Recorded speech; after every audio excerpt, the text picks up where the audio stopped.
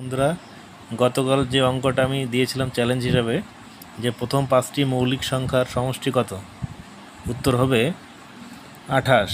কারণ প্রথম মৌলিক সংখ্যা 2, তারপর 3, 5, 7 এবং 11 সংখ্যাগুলি যোগ করলে 28 হয়।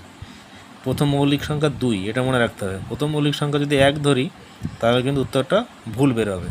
তাহলে এখানে উত্তরটা আমরা পেলাম কত, 28। আজ আপনাদের জন্য আর একটা সুন্দর অঙ্ক নিয়ে এসেছি, যেটা খুব চুটকিতে উত্তর করা যাবে। সেটা হচ্ছে, পরীক্ষাটি খুব আসে এটা, দুটি ক্রমিক ধনাত্মক পূর্ণ সংখ্যার বর্গের পার্থক্য 55 হলে ছোট সংখ্যাটি কত।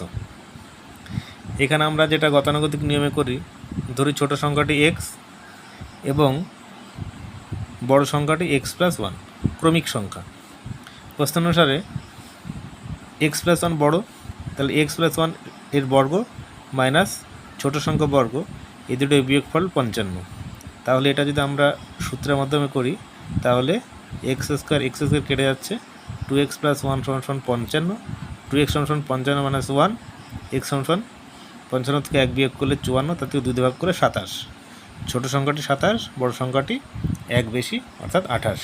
কিন্তু এই নিয়মে করলে তো অঙ্কটা অনেক বড়, সেটা আমরা 2 সেকেন্ডে কী করে করব।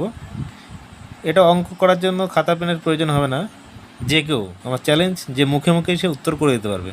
যেমন এখানে দেখতে হবে, দুটি ধনাত্মক ক্রমিক সংখ্যার যদি বর্গের পার্থক্য থাকে, যে সংখ্যাটা থাকবে পার্থক্য, সেই সংখ্যার থেকে 1 বিয়োগ করে, মনে করুন 55 আছে, 55 বিয়োগ 1 কত হবে, 54। সেই সংখ্যাকে যদি 2 দিয়ে ভাগ করি 27, এটাই হচ্ছে ছোট সংখ্যা। আর বড় সংখ্যা কত হবে, 55 যোগ 1 = 56, 2 দিয়ে ভাগ করলে 28। তাহলে বড় সংখ্যাটা কত হচ্ছে, 28। কেমন লাগলো বলুন।